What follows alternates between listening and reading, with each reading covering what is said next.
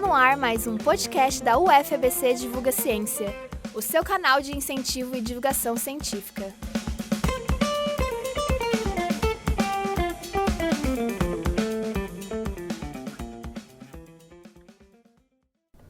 Eu sou o Felipe, eu sou bolsista do blog que tem um propósito de divulgar ciência. Também sou aluno da Universidade Federal do ABC. Eu estou aqui com a professora Medeia, né, que é professora da mesma instituição. Eu queria que você se apresentasse, professora, falasse um pouco sobre você, a sua carreira acadêmica. Felipe, obrigada pelo convite. Imagina. Agradeço ao UFABC por essa oportunidade. Fico bem honrada de contribuir para o blog de vocês. Eu sou química de formação, eu estudei química na USP, na Universidade de São Paulo, campus de Ribeirão Preto. Vim de uma universidade bem tradicional no estudo de química, né?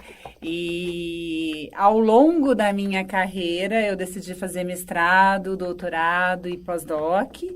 E ao longo da minha carreira que eu percebi a questão da interdisciplinaridade da química. Fiz mestrado na Unicamp, doutorado na Unicamp, depois eu fiz um pós-doc, uma parte na Cristal, indústria farmacêutica, com a Unicamp, e num segundo momento no Canadá. Foi quando eu voltei para o Brasil para prestar concurso, né? E aqui estou na UFABC. Então, ao longo da minha trajetória, da minha carreira, apesar da base em química, cada nível que eu ia subindo, mestrado, doutorado, pós-doc, eu sempre procurei trabalhar com uma pesquisa mais interdisciplinar. O fundamento é a química, a minha base é a química, mas eu trabalho muito com ciências biológicas, pessoal da farmácia, com médicos, com pessoal de materiais, nano, que foi crescendo ao longo, né, da minha carreira. No meu mestrado e doutorado não trabalhei com nanomateriais e fui trabalhar depois no meu pós-doc, bioquímica, e hoje em dia também a parte de agro. Então, se eu tiver que falar sobre a minha carreira, eu posso falar que começou com a química, bem tradicional, aquele ensino mais clássico. Fechado. Isso. E eu continuo trabalhando com química, mas com uma visão bem diferente, com uma perspectiva bem diferente, muito interdisciplinar, que eu acho que é a proposta da UFABC, e por isso que eu me reconheci muito na proposta pedagógica da UFABC, por essa questão da interdisciplinaridade. Legal. Bom, eu quero saber, assim, por que você escolheu a química? Fez algum teste vocacional na adolescência? Não fiz.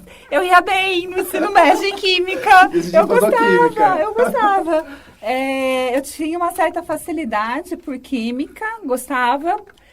E eu achava que a química poderia abrir portas, assim, abrir cenários de interface com biologia, com farmácia, que naquela época eu gostava também de farmácia, de biologia, e eu achava a química, então, meio termo, assim, que eu poderia explorar isso. E tanto naquela época que eu também não sabia exatamente o que eu ia fazer da minha vida, eu poderia ir tanto para a academia, que foi o caso, quanto para a indústria, né? E trabalhar com algo que eu tinha uma certa facilidade, que eu gostava, que eu tinha habilidades, mas nunca fiz teste vocacional, não. Ok. E, além de química, como que você decidiu que queria a academia, né? Porque você fez convênios com farmácia no doutorado, mas mesmo assim não deixou de ser puramente academia. Qual momento da sua vida chegou ao ponto de você falar, é isso que eu quero? Foi quando eu terminei a graduação. Eu, no último ano de graduação, fiz iniciação científica, e aí eu tinha que decidir o que eu ia fazer e optei para entrar na academia. Confesso que no começo do meu mestrado não tinha certeza de que realmente era isso que eu queria. Eu acho que é comum, né, com a maioria das pessoas, a gente não Sim. sabe, mas eu lembro que eu não tentei outra coisa que não fosse o mestrado. Academia. A academia. E quando eu comecei o mestrado, meados do meu mestrado em diante, daí sim que eu realmente tive vivência com pesquisa na universidade, na época era na Unicamp, e aí sim que eu criei o gosto pela coisa, aí que eu realmente... Confesso, quando eu entrei no meu mestrado, eu não tinha maturidade ainda. Eu fui adquirindo ao longo. E hoje em dia, o que eu gosto demais na academia é a liberdade que a gente tem de ser criativo, de pesquisar o que a gente quer. Eu trabalho com quem eu quero na pesquisa, eu colaboro com quem eu quero. A minha linha de pesquisa, eu vou para um congresso. Conheci tal pessoa, me interessei por um tópico, eu tenho liberdade para trabalhar nisso. Então, não é algo engessado. Então, tive experiência com a indústria, sim, né, com desenvolvimento tecnológico, mas sempre do lado acadêmico, fazendo parceria com a indústria.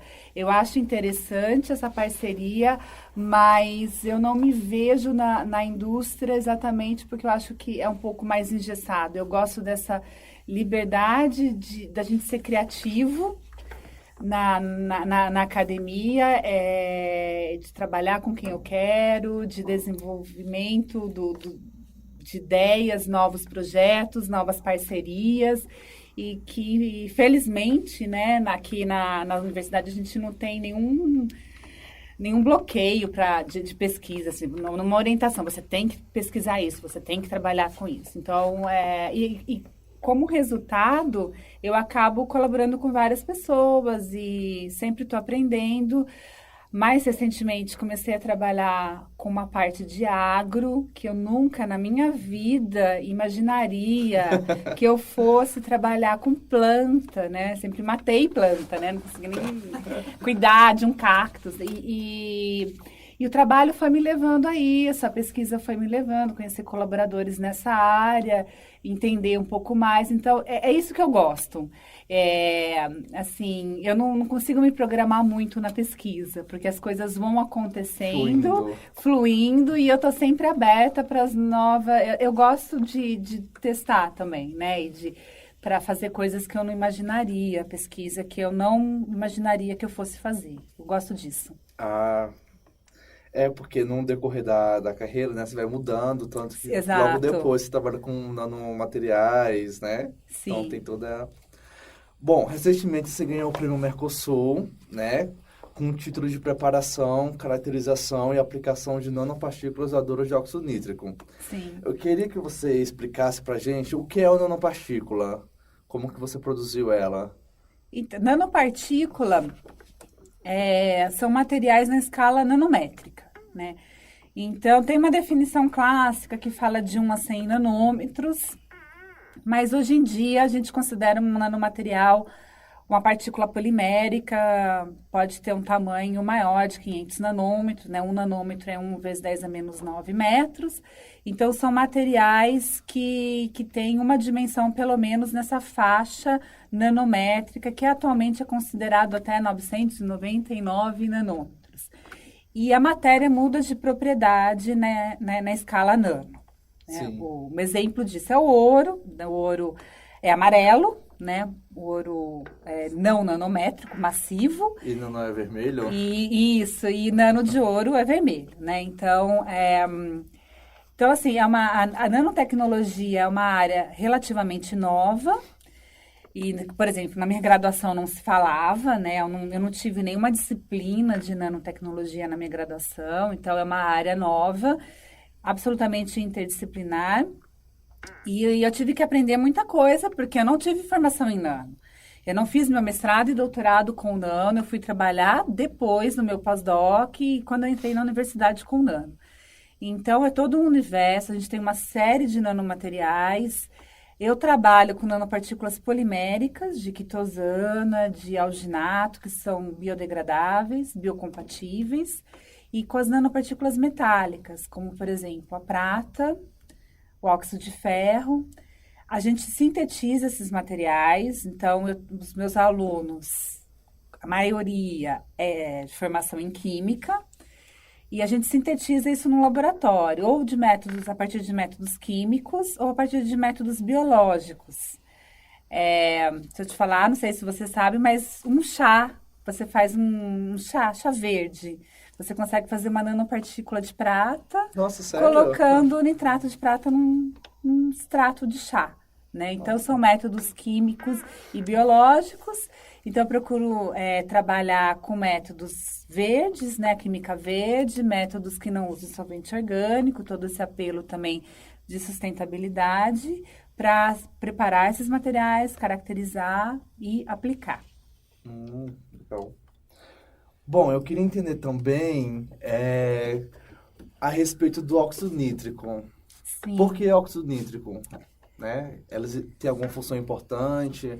Então, Felipe, o óxido nítrico é ao contrário da nano, a nano que eu vim trabalhar bem mais depois, né? Só no finalzinho do meu pós-doc, que eu fui trabalhar com nano. O NO não, eu trabalho com NO desde o meu primeiro dia de mestrado. E essa molécula me seguiu a vida inteira. É uma molécula extremamente simples. NO é nitrogênio e oxigênio. Uma molécula muito simples. É um radical livre, né? Tem um elétron desemparelhado, então é uma molécula super instável. Reativa. E até, assim, década de 80, o NO era tido como um poluente.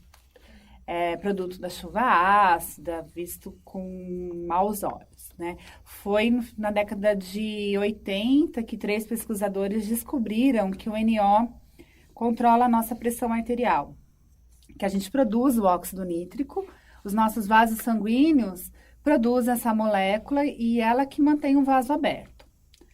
E esses 3 cientistas que descobriram essa ação do NO ganharam o Prêmio Nobel de Medicina e Fisiologia. A partir daí, o óxido nítrico foi capa da revista Science, em 92, e criou-se a Sociedade do Óxido Nítrico e uma revista científica que chama Nitric Oxide, da Elsevier. E hoje em dia a gente sabe que o NO está envolvido em muita coisa, né? Então, assim, muito da minha interdisciplinaridade se deve ao óxido nítrico. Então, ele é importante no sistema cardiovascular, controla a nossa pressão, inibe a adesão e a agregação de plaquetas. É importante no tratamento de tumor, câncer, inflamação, tem ação antimicrobiana. É importante na cicatrização cutânea, ereção, disfunção, tudo que você pensar. Memória tem NO, memória curta, memória longa, disfunção sexual feminina, masculina tem NO. Então, implanta, mais recentemente também. Então, é uma molécula muito versátil. Eu gosto de trabalhar com essa molécula porque cada dia que passa descobre-se mais coisas sobre o NO, mais ações sobre o NO, mais doenças envolvidas, né, no qual o NO está envolvido. E eu acho extremamente apaixonante e promissor isso. Então, o que eu procuro fazer é mesclar doadores de óxido nítrico com nanopartícula, visando aplicações tanto biomédicas quanto em agricultura, porque o NO está envolvido numa série de processos. Ok, mas esse NO não poderia representar algum tipo de risco para o organismo? Também. O NO, ele tem ação, pode ter ações opostas. Por exemplo, em câncer, ele pode promover o crescimento do tumor ou ele pode matar o tumor. A mesma molécula, né? Mudando somente a sua concentração. Então, por isso que eu gosto de trabalhar com NO, que é um desafio. A gente gosta das coisas que é muito fácil, não tem pouco desafio. Então, a química e a bioquímica do NO é muito rica e pode ter ações opostas em cicatrização, em ação antitumoral. Ele pode ser bom ou ruim. Então, você tem que usar o NO com muita sabedoria, tem que ter muito conhecimento. E aí que eu entro com os nanomateriais, para promover uma liberação controlada, sustentada de NO, que vai me dar exatamente a ação que eu quero naquela aplicação. Ah, entendi. E qual seria uma aplicação desse nanopolímero, no caso? Liberador de NO, uma aplicação médica, no caso?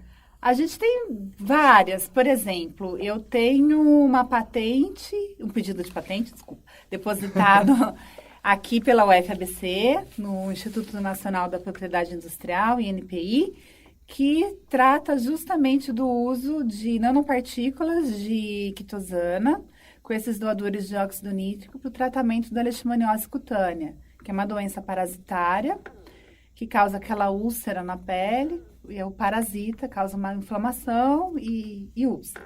Então, uma aplicação seria o tratamento dessa doença com essas nanopartículas. Então, a gente tem resultado in vitro e in vivo, mostrando que a gente consegue praticamente anular a carga parasitária na lesão e promover a cicatrização. Na camada superficial da pele? É porque perde-se a pele, né? Porque forma-se uma lesão, né? Mas a leishmaniose cutânea fica em várias camadas da pele, até sim. um pouco mais profundas. E a gente consegue um tratamento tópico com essas nanopartículas, anular a carga parasitária e promover a cicatrização. Então, esse é um exemplo. O outro é a ação antitumoral. A gente tem essas nanopartículas também para tratamento de tumores sólidos, um melanoma, um câncer de próstata, né? Que também a gente consegue liberar o NO no local do tumor e ele ter uma ação citotóxica. Uma outra aplicação que eu também tenho uma patente é em agricultura. Muitas patentes, né? Eu procuro aliar. Isso é uma tradição que eu herdei do meu laboratório na Unicamp. Eles convênio indústria, pesquisa. Isso, exatamente. E aqui na UFABC, até quero fazer um parênteses, a gente tem uma agência de inovação tecnológica, a Inova, que trabalha muito bem, que dá assessoria para a gente, que dá todo o suporte para a gente fazer depósito de pedidos de patentes. Eu estou aqui na UFABC desde 2016 e eu já tenho 3 pedidos de patentes pela UFABC. Então, eu tive um suporte muito bom, né? E é possível você ter a patente e ter a publicação, né? Os dois em conjunto. Os dois, assim, nunca eu deixei de publicar por causa da patente. Dá para ter as duas coisas. Às vezes as pessoas acham que uma coisa pode anular a outra. É só você saber fazer, dá para ter as duas coisas, né? Então, um outro trabalho foi a aplicação dessas nanopartículas em plantas estressadas. Estressadas? Que a planta também fica estressada, não é só a gente, não sabia. Mas em que momento, assim, ela fica estressada? Vários! A planta pode se estressar de várias maneiras. Por exemplo, um solo contaminado com metal, falta d'água, uma radiação ultravioleta, salinidade do solo. Então, são vários tipos de estresse, que a gente chama de biótico ou abiótico, parasita também. Então, qualquer situação que a planta tenha de desafio que ela tem que sobreviver.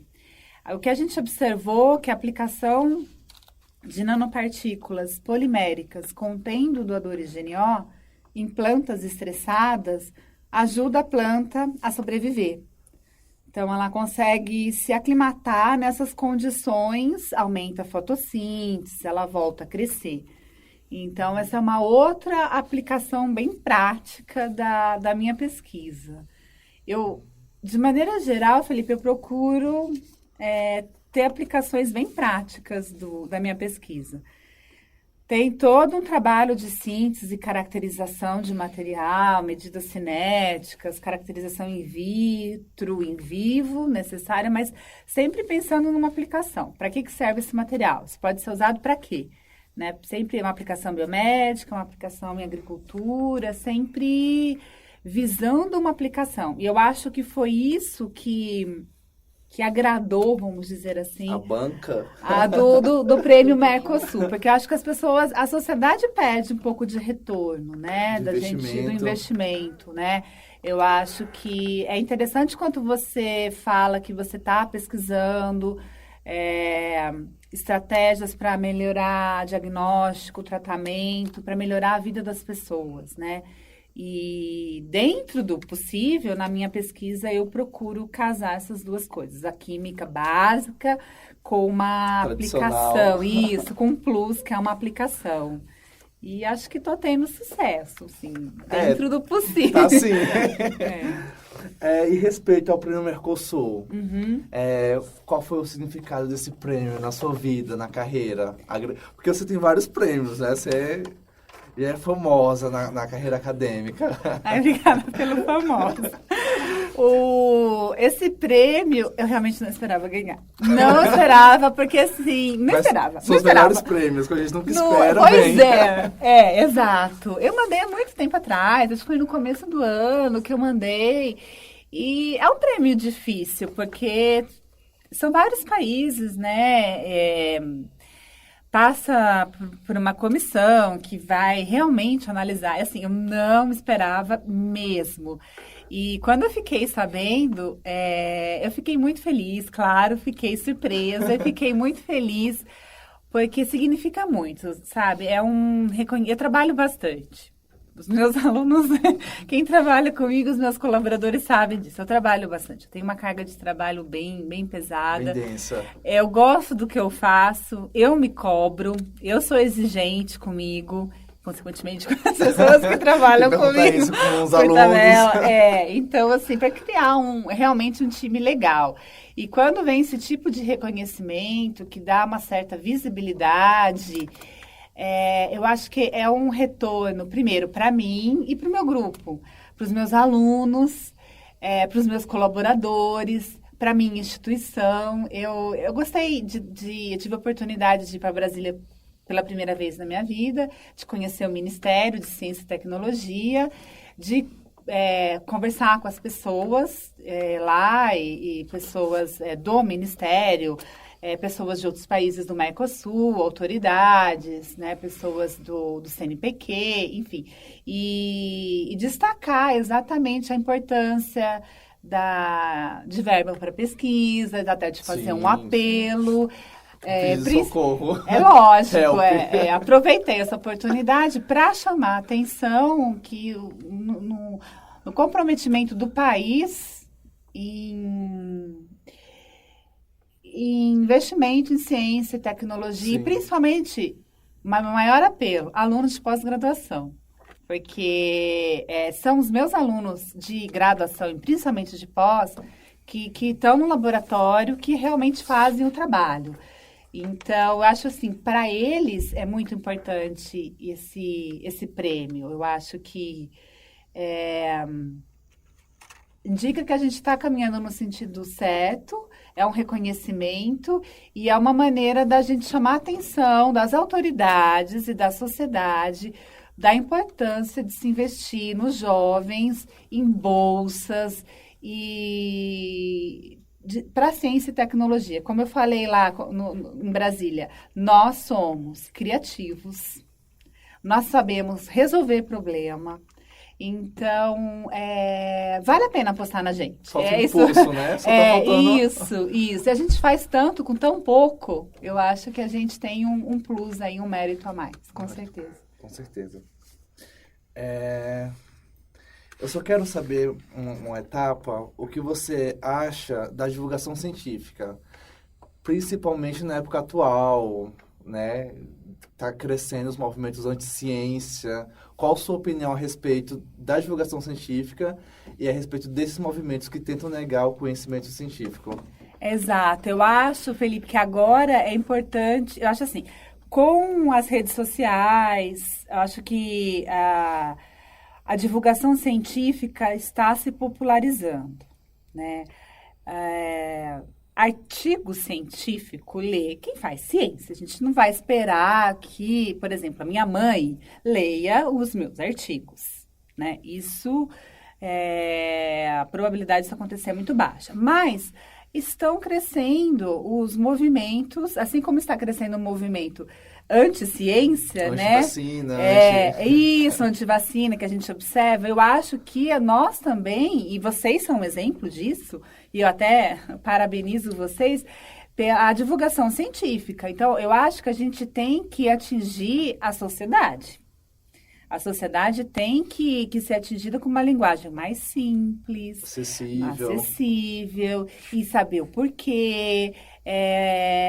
Gente, sem ciência não existe Viagra, né? Eu trabalho com óxido nítrico, eu sei. Então, assim, as pessoas têm que as pessoas comuns, a sociedade comum tem que entender a importância do trabalho que a gente faz. Eu acho que o Zika vírus, quando deu o auge, né, do Zika vírus, falou-se muito, né, de pesquisa, teve várias entrevistas com pesquisadores, teve um boom, porque era um momento crítico. Eu acho que isso tem que ser sempre.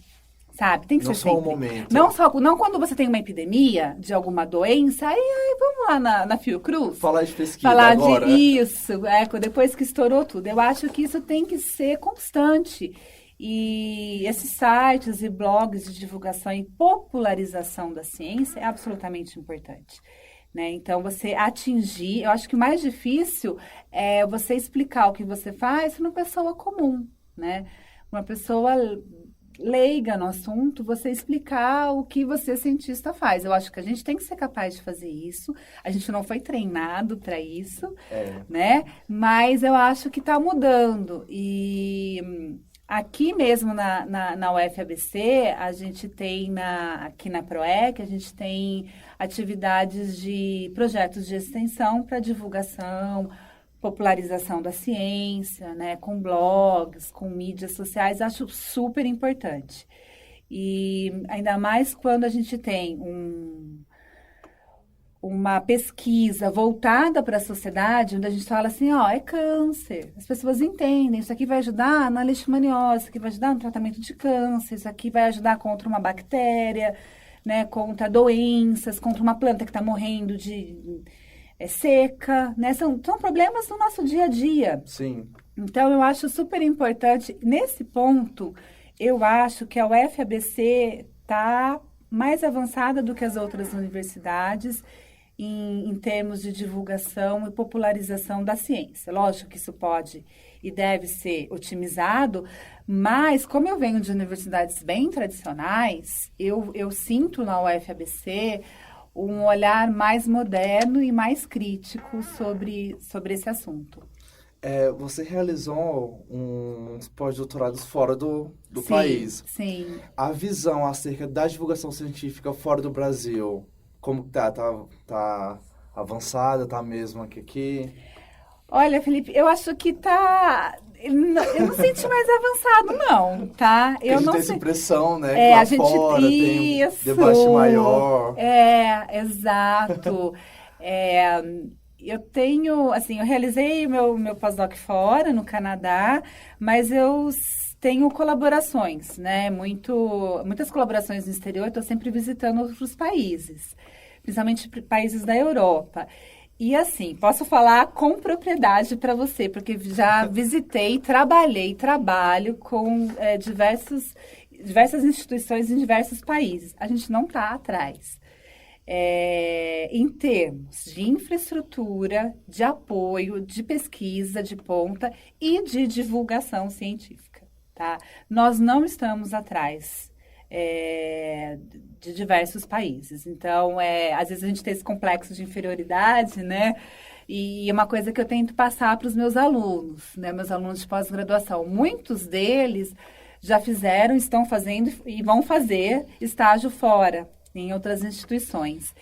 E eles voltam com essa sensação, poxa, a gente não está atrás, né? Então, eu acho isso super positivo. Em termos de divulgação, eu acho a UFABC até à frente de algumas instituições que eu conheço. Colaborou. Isso, exato. Interessante.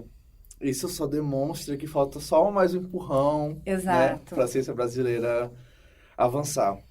Bom, e por último, eu só quero pedir que você dê uma dica de algum material, de algum livro, algum filme que você acha que contribua com a ciência e com a comunidade geral. Ai, gente, peraí, essa daí eu vou ter que pensar. Qual filme? Qual série você mais assiste? Black Mirror? Gente, isso! Posso falar uma coisa? Pode, vou confessar uma coisa pra vocês. Não, eu assisto, mas assim, vocês estão esperando alguma coisa científica, né? Você acredita que eu adoro série de direito? Porque, por incrível que pareça, Felipe, vou dizer uma coisa pra você. Você sabe que você tem que ser tão advogado quando você tem que ter uma argumentação, você tem que ser muito advogado para fazer ciência. Então, eu adoro séries de direito. Agora eu estou assistindo, é uma velhinha, mas eu estou assistindo The Good Wife. Porque, além do empoderamento feminino, toda aquela questão, eu tenho que argumentar muito. Vou te dar um exemplo. Eu estou respondendo agora um artigo que eu submeti numa revista. Então, você escreve o artigo, uma revista da American Chemical Society, tem um impacto super alto, é para um aluno de mestrado. Escrevi, toda a parte científica, voltam as correções. Quando volta a correção, é uma argumentação. É você e o assessor. E aí é um lado que os meus alunos leem as críticas e eles falam, não, a gente não vai conseguir responder isso. Eu falei, vai, deixa comigo. E eu consigo argumentar. Então, muitas vezes na ciência, você tem que ter estratégias e argumentação para você vender seu peixe. Num artigo, para responder uma patente, quando volta do revisor, para você vender o seu projeto. Você tem que escrever um projeto no Brasil, são 20 páginas. Lá fora tem projetos tem um na Escócia, 5 páginas. Então, você tem 5 páginas para convencer o assessor de que você tem uma boa proposta. Então, uma capacidade argumentativa muito grande que você tem que ter para argumentar, para contra-argumentar. Então, assim, tem que ter um lado de advogado, de estratégia, né? Tanto para escrever quanto para debater. Então, para mim, no meu caso, isso é absolutamente importante. Tem trabalhos que eu vejo que saiu já da ciência e eu estou na argumentação. Ah, bacana. Notei sua dica. Bom, professor, obrigado pela entrevista. Felipe. Quem sabe numa oportunidade futura a gente possa, né, conversar mais sobre outro prêmio que venha por aí no futuro. Bom, e é isso. Obrigada. Eu que agradeço pela oportunidade e principalmente pela iniciativa de vocês todos que tem um desafio, mas assim, vocês estão indo no caminho certo e saibam que vocês não estão atrás de universidades de ponta fora do Brasil. Bom saber. Sucesso. Obrigado, professora. Obrigada.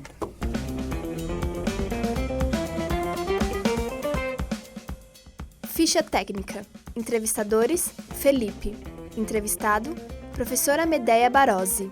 Técnico de som, Bruna de Souza, Mirtz Ribeiro. Música, Breeds, Dan Lebovitz.